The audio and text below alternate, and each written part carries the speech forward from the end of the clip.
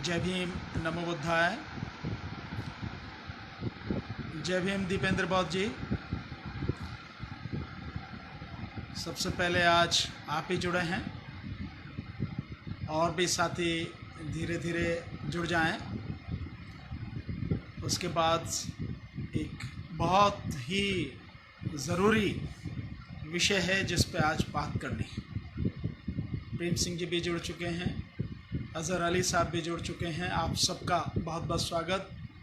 Shivendra Singh advocate जी भी जुड़ चुके हैं, बहुत बहुत शुक्रिया आपका। धीरे धीरे और साथी जुड़ रहे हैं क्योंकि विषय बहुत गंभीर है, बहुत ही महत्वपूर्ण है। वासुदेव साहू जी भी जुड़ गए हैं, विकास पासवान जी भी जुड़ गए हैं। आप सबका बहुत बहुत स्वागत। यूसुफ खान जी भी जुड़ गए हैं। जय भीम यूसुफ खान साहब। विकास जी जय भीम सर। अरुण कुमार धीरे धीरे साथी जुड़ते चले जा रहे हैं क्योंकि सनी राज भी जुड़ गए हैं। जय भीम सनी जी। रविंदर जी जय भीम सर, बहुत बहुत शुक्रिया आपका। मुझे उम्मीद निश्चित रूप से है कि आप अधिक संख्या में जुड़ेंगे। अच्छा, एडवोकेट अमित जी भी, कैसा है बेटा, ठीक है? सनी राज जी भी वॉचिंग कर रहे हैं। मनोज कुमार जी भी जुड़ गए हैं मेरठ से। आप सभी का बहुत बहुत शुक्रिया एक लगातार। विकास दयाल जी भी जुड़ गए हैं। प्रेम सिंह प्रेमी जी भी जय भीम सर। जय भीम विकास जी। नीरज जी भी जुड़ गए हैं। जय भीम नीरज जी। ओम शंकर विकास जी भी जुड़ गए हैं। जय भीम नमो बुद्धाय सर। जय संविधान। मुनेश कुमार जी भी जुड़ गए हैं। आप सभी को नमस्कार। प्रवीण नाहर जी भी जुड़ गए हैं सर, नमस्ते जी। जय भीम सर। मनोज जी। पी के राजपुरिया जी भी जुड़ गए हैं। जय भीम सर। जय भीम रोहित जाटव जी भी जय भीम सर। पप्पू चौधरी जी भी, अहमद सलमान साहब, ओम शंकर विकास जी भी, सबील अहमद साहब जय भीम, गणेश निगम साहब जय भीम, चिंकू रावत जी जय भीम, त्रिभुवन पोप जी जय भीम, सभी गणेश निगम जी जय भीम, मोहम्मद उस्मान रजबी साहब जय भीम, सत्य प्रकाश जी, गौतम जी भी जय भीम, अजीम सिद्दीकी साहब, एडवोकेट एम वाई खान साहब, मोहम्मद असगर साहब हेलो, सुमित करदम साहब जय भीम हंसराज जी, राकेश बाबू जी भी जय भीम, अनिल कुमार जी जय भीम, आमीम राजस्थान जय भीम, जय मीम जय भीम, जय संविधान, सुनील मौर्य जी जय भीम सर जी, विपिन कुमार जय भीम सर जी, सचिन सांगवान साहब, सभी को बहुत बहुत नमस्कार। ओम प्रकाश जी भाई साहब जय भीम, कैसे हैं भाई साहब?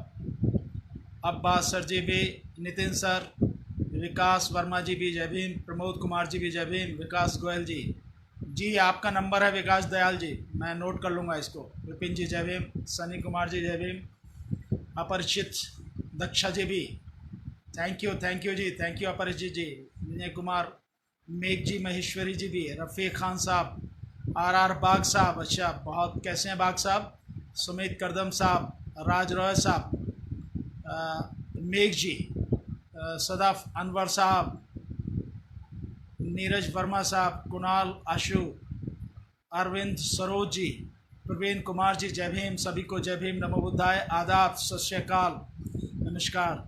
रफ़ीक खान साहब जय भीम, चंदन साहब जय भीम, पवार साहब जय भीम सर, अशोक चावड़ा जी जय भीम, त्रिभुवन पोप जी जय भीम, संजय कुमार जी आपको भी बहुत बहुत नमस्कार, रफ़ीक खान साहब, दीपक राठी साहब, संजय कुमार साहब, दीपक राठी, भारतीय जी क्रांतिकारी जय भीम, प्रिंस सिंह, अच्छा बहुत बहुत शुक्रिया जी, जय भीम नमो बुद्धाय, बहुत शुक्रिया। गुड आफ्टरनून सर, जावेद साहब, अजय सम्राट सर, उमेश जिनेलिया जी, अच्छा उमेश जी कैसे हैं, जय भीम, चंदन पासवान जी बहुत बहुत शुक्रिया, सुधीर मोने जय भीम सर, जय भीम, ताराचंद तंवर जी जय भीम, मनोज अंतानी जी, अच्छा मनोज जी जय भीम, कैसे हैं, Jai Bhim sir, Umesh ji, M A Raja Sahab, आमीम राजस्थान साहब, कासिम अली साहब गुड आफ्टरनून, शहाबुद्दीन साहब, आमीम राजस्थान साहब, आदिल परवेज साहब, हाय सर, कैसे हैं आदिल जी? मोहम्मद शहजाद, मनोज अंतानी जी, बेबाक आवाज को सलाम, thank you ji, thank you Manoj ji, thank you. Sushil Kumar Ravi ji, Jai Bhim sir, जय भीम। नवीन भाटी जी, मुकीम खान साहब, जेपी अशोक साहब, बहुत बहुत शुक्रिया आप सभी को, जय भीम। कैसे हैं अशोक जी? विजय कुमार साहब, एडवोकेट कृष्ण कुमार साहब, सीताराम उपाध्याय जी, आप सभी को जय भीम। जॉनसन इंडिया, कैसा है भाई? आदेश मालवी, अतीकुर रहमान साहब, आदाब। हीरालाल चावड़ा साहब, आकाश मालवीय साहब, दीपेंद्र यादव साहब, सुरेश कुमार टमटा साहब, बहुत बहुत शुक्रिया आप सभी का, सारे साथियों का। लगातार जुड़ते चले जा रहे हैं, लगातार जुड़ते चले जा रहे हैं सभी साथी। आप सभी को बहुत बहुत जय भीम, नमो बुद्धाय। बात ही कुछ ऐसी है, मैं ये मानता हूँ कि जितने ज़्यादा साथी जुड़ जाएं उतना अच्छा है। और साथ के साथ मैं आपसे ये भी निवेदन करूँगा, इसको शेयर करें साथियों, क्योंकि भाजपा सरकार ने जो कोरोना की महामारी है, उस कोरोना की महामारी के बीच में जिस तरह के और काम किए हैं और लगातार कर रही है, लोगों को परेशान करने की जो नीति उसने अपनाई हुई है, लोगों को लगातार गिरफ्तार करके जेल भेजा जा रहा है। आप समझिए कि कोरोना के समय में जब सब लोगों को अपने घर में रहना चाहिए, सबको अपने घर में रखा जा रहा है, लॉकडाउन किया हुआ है, शहर में आप कहीं निकलने नहीं दे रहे, उस बीच आप एफआईआर कर रहे हैं, पता नहीं कौन कौन सी झूठी एफआईआर की जा रही हैं, लोगों को गिरफ्तार किया जा रहा है। और उसमें भी टारगेट विशेष रूप से जिनको किया जा रहा है वो मुस्लिम समाज के लोग हैं, दलित, पिछड़े, आदिवासी लोग हैं। ये बहुत गंभीर परिस्थिति है और बहुत देर के बाद में ये रिपोर्ट निकल के आ रही हैं, लगातार लोगों के फ़ोन आ रहे हैं, लगातार लोगों के पास से सूचनाएं आ रही हैं। ये स्थिति बहुत ही गंभीर स्थिति है। मैं ये मानता हूं कि हम लोग इस विषय पर चर्चा करनी चाहिए। इसीलिए आज मैंने सभी साथियों से एक बजे सब लाइव आने के लिए मैंने रिक्वेस्ट की थी, क्योंकि हम सारे के सारे साथी इस समय जो सारे साथी देख रहे हैं, जो साथी शेयर कर रहे हैं, हम सारे के साथी बहुत ही महत्वपूर्ण साथी हैं। सब साथी समाज के विषय में सोचते हैं, ईमानदारी से समाज के विषय में काम करते हैं और जहां भी मौका मिलता है या जहां भी कोई आवाज होती है, समाज पे कोई दिक्कत होती है, तो सारे के सारे साथी वहां खड़े होते हैं। तो ऐसे मेरे साथी, मैं ये बेहतर समझता हूं वो सारे साथियों से बात की जाए और ये जो समस्या हमारे सामने आ पड़ी है, या वैसे तो लगातार पीछे से भी थी, लेकिन अब जो हमारे सामने आ पड़ी है, इसका हमें कैसे हल निकालना है। मैं ये समझता हूं कि इसके बाद में जैसे हमें इसका हल निकालना पड़ेगा, नहीं तो पूरा समाज, देश बहुत ही गंभीर परिस्थिति में फंस जाएगा। ये कहीं ना कहीं जो कोरोना है वो तो है ही, पर इन जिन सारी चीजों से जिस तरह से ये हालात चल रहे हैं, सरकार जिस तरह से काम कर रही है, इस तरह से लगता है कि कोरोना की आड़ में सरकार और भी बहुत कुछ काम कर रही है, जो निश्चित रूप से दबे कुचले शोषित पीड़ित समाज के हित में नहीं है, उसके विरोध में है और उस समाज को दफन करने की कोशिश लगातार की जा रही है, जबकि सरकार को ऐसा नहीं करना चाहिए। सरकार को जो काम करने हैं, लोगों की भलाई के लिए काम करने हैं, लोगों का जीवन कैसे बेहतर हो उसके लिए काम करने हैं, लेकिन ऐसा तो कोई नजर नहीं आ रहा।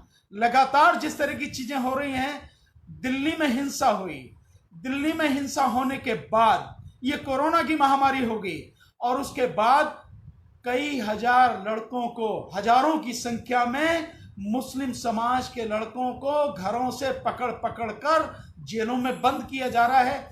ये नहीं समझ में आ रहा कि जब सब लोगों को लॉकडाउन किया जा रहा है तो आप किस तरह के मुकदमों में उन्हें फंसा रहे हो, उन्हें जेल भेज रहे हो।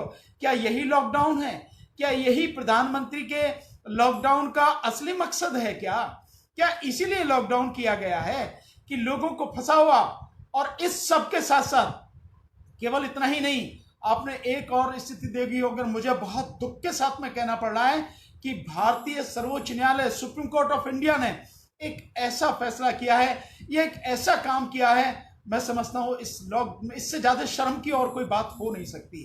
आप जानते हैं कि परम पूज्य बोधिसत्व बाबा साहब डॉक्टर अंबेडकर जी के जो पोते हैं प्रकाश अंबेडकर जी के बहनोई आनंद तेल तुमड़े, आपने बहुत लोगों ने नाम सुना होगा, बहुत लोगों ने नहीं भी सुना होगा। आनंद तेल तुमड़े, उनको सुप्रीम कोर्ट ने बेल दी हुई थी, इंटरिम बेल दी हुई थी, लेकिन उसके बाद में उन्होंने आगे बेल बढ़ाने से मना कर दिया। और यह मनाने से कब किया है कि उन्हें 1 हफ्ते का समय दिया गया कि 14 अप्रैल तक आपको हर हालत में सरेंडर करना पड़ेगा, उनको और गौतम नवलखा जी को।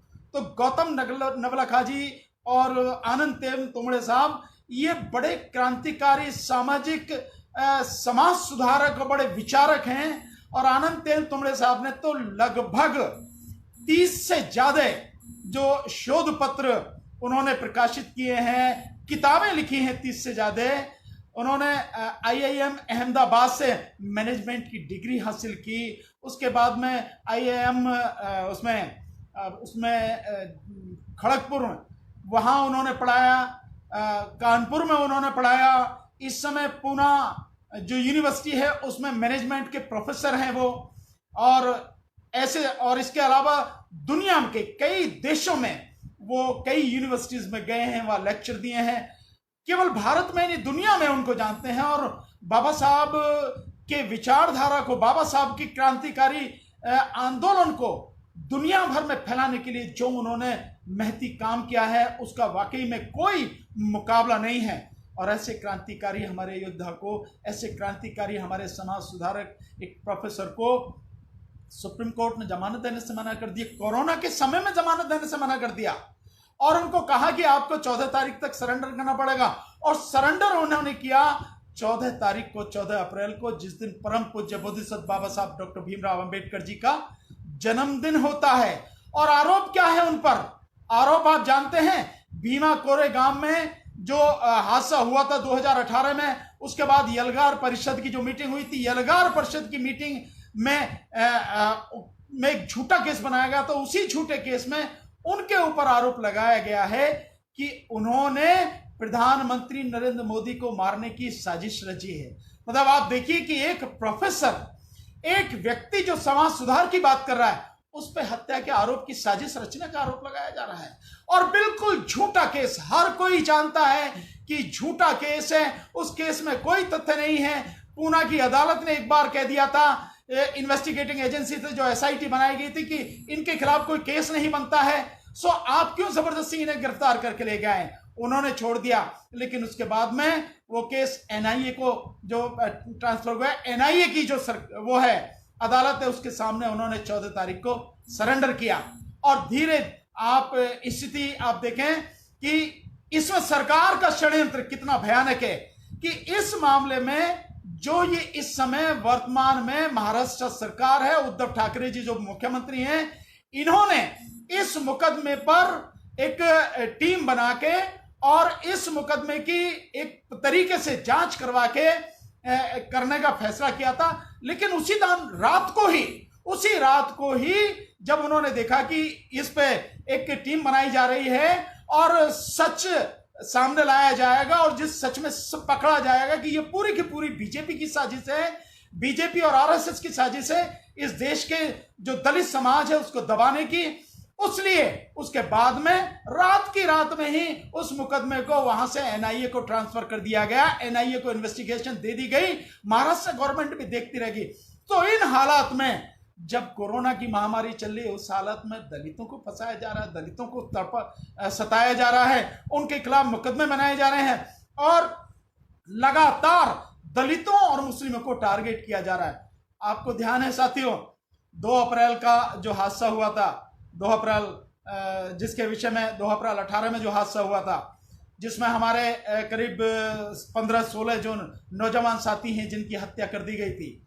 आप भूले नहीं होंगे उस बात को, जो SC/ST एक्ट के विषय में जो आंदोलन हुआ तो पूरे देश में जबरदस्त तरीके से, और हजारों लोगों को हमारे ही बच्चे मारे गए, हमारे ही लोगों पर झूठे मुकदमे बनाए गए, हमारे ही लोगों को जेल में ठूसा गया, कुछ लोग आज भी जेल में हैं। ऐसा ही जो सब्बीरपुर में, सहारनपुर में हुआ, सब्बीरपुर के कांड में हमारे ही 58 लोगों के घर जलाए गए और हमारे ही लोगों पर मुकदमे बनाए गए। जो ग्राम प्रधान है, जिस ग्राम प्रधान की कोई भूमिका उसमें नहीं थी, उस ग्राम प्रधान को, क्योंकि वो हैकर ग्राम प्रधान है, उस ग्राम प्रधान को एनएस से लगाया गया। और इसी तरह से और लोगों पर जो है मुकदमे बनाए गए।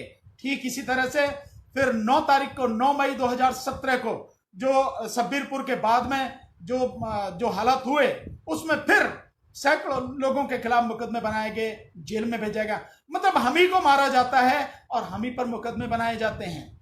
और ठीक इसी तरह से आपने देखा होगा कि जब रविदास मंदिर को तोड़ा गया, रविदास मंदिर के बाद में जो आंदोलन पूरे देश में हुआ, तो उसमें मुकदमे बनाए। हालांकि फिर सुप्रीम कोर्ट के कहने के बाद वो मुकदमे वापस ले लिए गए। लेकिन इस तरह के कई लगातार हैं जो मुकदमे बनाए जाते हैं। मतलब हम ही को पीटा जाता है, हमारे ही खिलाफ मुकदमे बनाए जाते हैं, हमें ही जेल में ठूंस दिया जाता है। यह स्थिति आखिर हम कब तक बर्दाश्त करते रहें? बाबा साहब की मूर्तियां तोड़ी जाती हैं, बाबा साहब की मूर्ति तोड़ के अपमान किया जाता है, और फिर हमारे ही समाज के लोगों को उन पर मुकदमा बनाकर जेल में ठूंस दिया जाता है। सालों साल मुकदमे चलते रहते हैं, मुकदमे भुगतते रहते हैं, और धीरे धीरे धीरे धीरे आप देखते हैं कि कितने ही जो नौजवान साथी हैं उनकी जिंदगी उसी में कट जाती है। आखिर हम सब ये कब तक बर्दाश्त करते रहेंगे? एक सीमा है साथियों, एक सीमा होनी चाहिए साथियों। जिस तरह से ये सरकार लगातार इस आड़ में, कोरोना की आड़ में मुस्लिम समाज के और दलित समाज के लोगों को गिरफ्तार कर रही है, जेल में ठूंस रही है, और जिस तरह से मुस्लिम समाज के प्रति ये एजेंडा चलाया जा रहा है, लगातार मुस्लिम समाज को टारगेट करके जो मीडिया है, इनका गोदी मीडिया है, उनके खिलाफ जो है मुकदमे, उनके खिलाफ जो है घृणा फैलाई जा रही है, दंगा कराने की कोशिश की जा रही है, भड़काऊ सारे मैसेज दिए जा रहे हैं, चाहे वो यूट्यूब पे हो, चाहे वो ट्विटर पे हो, चाहे फेसबुक पे हो, लगातार हो। आखिर हम सब ये कब तक बर्दाश्त करेंगे साथियों? मैं मानता हूं कि ये सीमा बर्दाश्त की अब हमारी खत्म हो जानी चाहिए। और अब हम सब जो लोग हैं, जो लगातार सोशल मीडिया पर इतने एक्टिव हैं, मैं समझता हूं सोशल मीडिया के साथ साथ हम लोगों को अब सड़क पर भी आना चाहिए। लॉकडाउन है जब तक, मैं मानता हूं कि लॉकडाउन तो है जब तक हमारी मजबूरी है, हम कुछ नहीं कर सकते हैं। लेकिन मैं आप सबका आह्वान करूंगा साथियों कि लॉकडाउन के बाद हम लोगों को निश्चित रूप से इसके खिलाफ आंदोलन छेड़ना पड़ेगा। नहीं तो ध्यान रखिए, जैसा आनंद तेल तुमड़े साहब को गिरफ्तार किया गया है, बिल्कुल बेगुनाह व्यक्ति हैं जिसको गिरफ्तार किया गया है, और जाते जाते उन्होंने संदेश दिया कि मुझे विश्वास है कि अपनी बारी आने से पहले आप जरूर बोलोगे। तो मैं ये समझता हूं हमको बोलना पड़ेगा, नहीं तो हमारे समाज के ऐसे जो विद्वान लोग हैं, ज्ञानी लोग हैं, जो क्रांतिकारी लोग हैं, जो आंदोलन को आप बहुत आगे तक पहुंचा सकते हैं, जो इस देश के शोषित पीड़ित लोगों के लिए लगातार संघर्ष कर रहे हैं, लड़ रहे हैं, अगर हमने आंदोलन नहीं किया तो साथियों हमारे लिए बहुत दुखद स्थिति आ जाएगी। तो मैं इसीलिए आज आपके बीच में हूं। बहुत दिन हो गए, देख चुके हैं, बहुत दिन लगातार हम ये सब देख रहे हैं, लेकिन अब देखना बंद, अब सड़क पर आकर आंदोलन करने का समय आ गया है। लॉकडाउन जैसे ही खुलेगा, मई के महीने में, अगर 17 मई तक लॉकडाउन खुल जाता है, तो मेरा मानना यह है कि 17 मई को संडे का दिन है, हम सबको एक मीटिंग करनी चाहिए। मीटिंग का समय, लॉकडाउन खुलता है तो मीटिंग का समय मैं समझता हूं समय तो दिन का ही रहेगा, जो स्थान रहेगा उसके विषय में निश्चित रूप से हम लोग सूचित करेंगे। और अगर नहीं खुलता है, अगर ये उसको नहीं खुलता है, लॉकडाउन नहीं खुलता है, जारी रहता है, तो हमें फिर जून के महीने में निश्चित रूप से एक मीटिंग करनी पड़ेगी। 7 जून को फिर संडे का दिन है, तो हमें फिर 7 जून को एक मीटिंग करनी पड़ेगी। और इसमें मैं सभी साथियों से निवेदन करूंगा, साथियों मैं हूं, आप हूं, हम सब हैं, हम सब समाज का हिस्सा हैं। चाहे मैं हूं, चाहे जिग्नेश मेवानी हैं, चाहे चंद्रशेखर रावण हैं, चाहे बाबा साहब के जो पोते हैं प्रकाश अंबेडकर जी हैं, चाहे राजरतन अंबेडकर जी हैं, चाहे मंडल साहब हैं जो हमारे बहुत बड़े विद्वान हैं, बहुत ही गुणी व्यक्ति हैं, जो लगातार सोशल मीडिया पर, यूट्यूब पर बहुत सक्रिय रहते हैं, और जितने भी साथी हैं, जितने भी संगठन हैं, राजनीतिक जो संगठन है, बहुजन समाज का राजनीतिक संगठन है, बहुजन समाज का जो मीडिया है, मेरी उन सबसे निवेदन है साथियों, आप सबसे मेरी रिक्वेस्ट है, ये मेरा व्यक्तिगत मसला नहीं है, ये किसी एक का मसला नहीं है, ये पूरे समाज का है। अगर हम अब भी समाज के लिए नहीं लड़ सके, इकट्ठे नहीं हुए, हमारे आपसी विचारों में भिन्नता हो सकती है साथियों, लेकिन मकसद तो एक ही है ना हमारा, मकसद तो एक ही है हमारा कि समाज के लिए लड़ना है, समाज को बेहतर एक व्यवस्था देनी है, समाज को एक बेहतर माहौल देना है, समाज को बचाना है, समाज को सुरक्षित रखना है साथियों, समाज के लिए संघर्ष करना है। तो हम सब अपने मतभेद भुला के, क्या ऐसा नहीं बेहतर रहेगा कि हम सब इकट्ठे हो जाएं, चाहे जो भी हैं हम साथियों।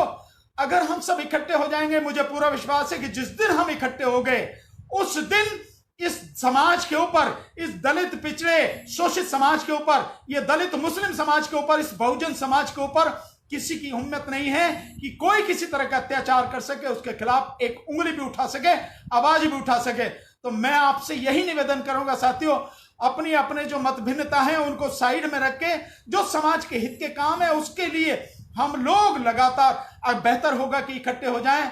हम सबको बड़ा आकलन करना पड़ेगा, तैयारी करनी पड़ेगी, और जैसे ही लॉकडाउन खुलता है हम सबको इकट्ठे होके इस पे गंभीर विचार करना पड़ेगा, और गंभीर विचार करने के बाद एक संघर्ष, एक आंदोलन करना पड़ेगा। और उस आंदोलन में जितने भी मुकदमे लगाए गए हैं, चाहे वो 2 अप्रैल के मुकदमे हो, चाहे सब्बीरपुर वाले कांड में मुकदमे हो, चाहे 9 मई 2017 के मुकदमे हो, चाहे आनंद तेल तुमड़े साहब पर हो, चाहे गौतम नौलखा जी पर हो, चाहे सुधा भारद्वाज जी पर हो, चाहे जितने भी क्रांतिकारी लोग हैं उन पर मुकदमे बनाए गए हो, जो भी जिस तरह के मुकदमे हम पर बनाए गए, झूठे मुकदमे बनाए गए हैं, उन सब को सरकार वापस ले, और वापस लेने के बाद उन सब मुकदमों को खत्म करे, समाज को एक सही रास्ता मिल सके, समाज को सुरक्षा मिल सके, हमें उसके लिए काम करना पड़ेगा।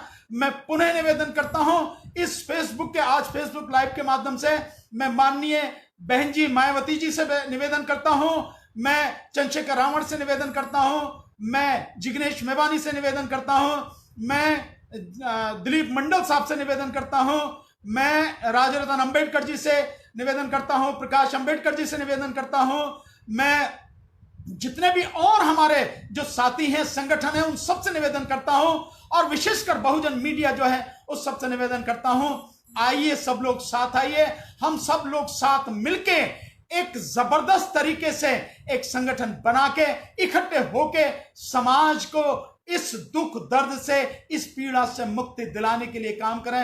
अन्यथा हम अपने आप को माफ नहीं कर पाएंगे, समाज हमें माफ नहीं कर पाएगा साथियों।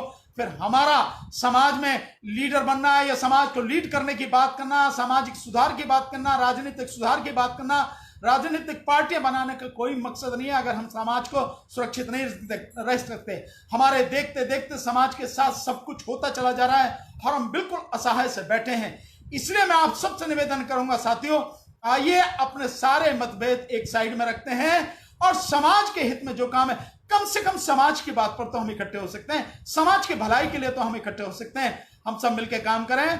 तारीख नोट कर लीजिए, 17 मई दिल्ली में एक मीटिंग रखेंगे, सभी संगठन, सभी पार्टियां, सभी साथी, जो भी बहुत जागरूक साथी हैं, और मैं समझता हूं जितने साथी इस समय जुड़ चुके हैं, ये सारे के सारे साथी बहुत ही सजग और जागरूक साथी हैं। और एक निवेदन साथियों, केवल सोशल मीडिया पर एक्टिव नहीं रहना साथियों, केवल यहीं पर आपको जो है इकट्ठा नहीं होना साथियों, केवल यहीं पे नहीं आना है साथियों, यहीं पे शेयर नहीं करना है साथियों, इसके अलावा भी साथियों सड़क पे आना पड़ेगा, तो आपको बीच में तो आना ही पड़ेगा।